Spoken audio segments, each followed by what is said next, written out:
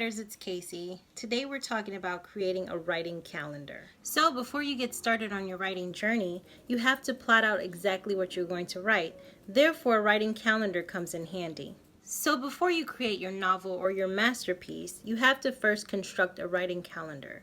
The calendar consists of little ticklers, which are little pieces of your story to make them cohesive. Calendar, you want to ensure writing prompts.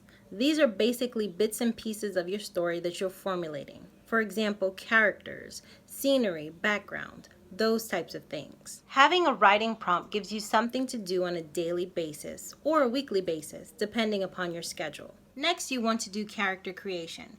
Character creation is basically your character in the flesh. What is the character's name? What is their background? What do they do?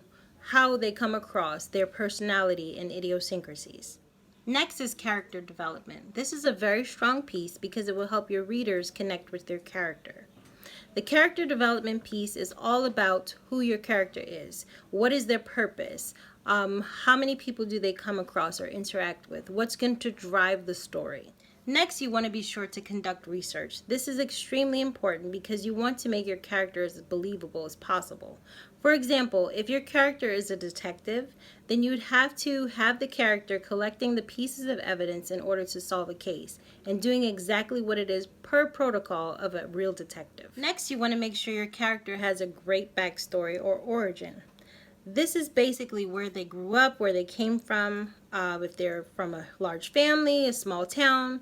Giving them a solid background really helps for readers to identify with your character. It is important to have a word count target. This is basically how many words you would like to write per day. For example, if you're setting to write 500 words per day, then that needs to go on your writing calendar. For example, Monday, complete 500 words for my WIP, which is work in progress. Having a solid word count per day can actually help you to achieve your mini goals and your large goal of publishing your book. Next up is revisions. Do you have to continue with character development or possibly pay more attention to another chapter or character in your story? These revisions help you to stay on task and also help to develop your story so that they're more understandable to the reader. Revisions involve rewriting. They also involve rereading certain sections of your book. You're going to focus your eye and train yourself to pick up on clues that may need to be removed from your story to help it make sense. The next thing you want to add in your calendar is drafts. For example, if you have draft 1, that's your first draft after you've written your book. You're going through and you're going to be doing revisions, so that's considered draft 1. So when you're working on draft 1, your goal is to read for content, read for clarity, and grammar. However, I would not involve myself with grammar just suddenly because later on you'll be going back to draft 1 for editing. It's best to know exactly what drafts you're working on per month.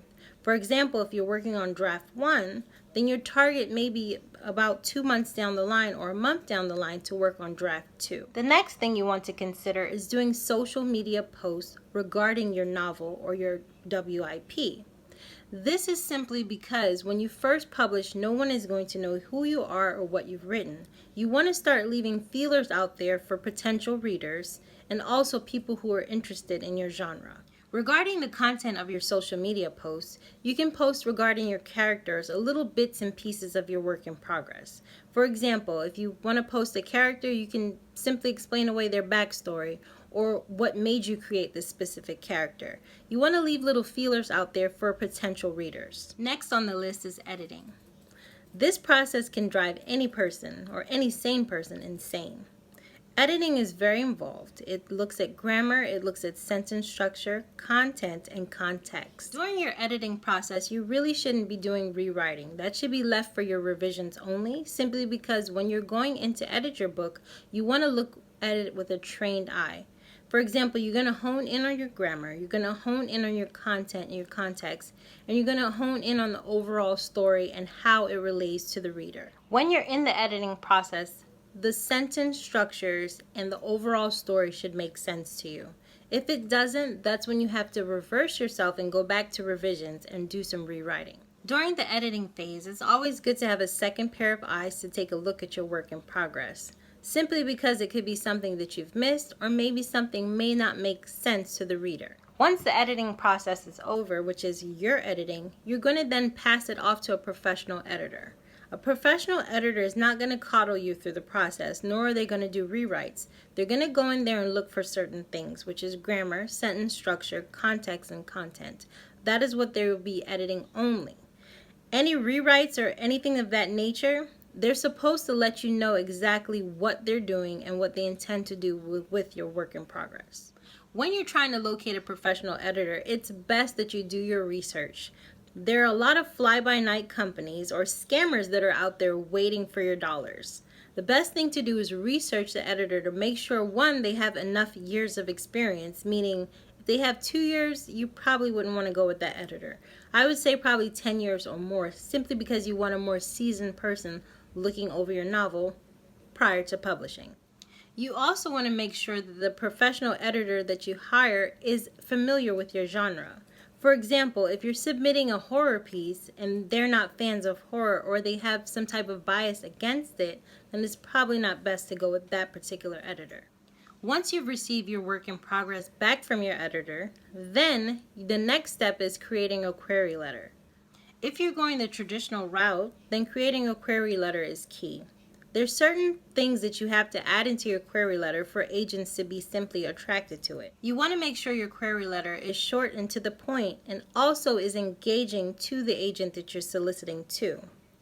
Lastly, you want to make sure it's personalized. And the very final step in your process or during constructing your writing calendar is, are you going to be published traditionally or independently? Traditional publishing, of course you have to submit your query letter. And with independent publishing, it's easier to get published. However, there's a lot of dollars out of your own money that you're going to spend. Okay, so let's go over your checklist. This is what you have to have on your writing calendar. As I said before, you need a daily writing prompts, character creation, character development, research, backstories and origin, word count and their targets, revisions, drafts, social media posts, editing, finding a professional editor, query letters, and of course your decision if you're going to publish traditionally or independently.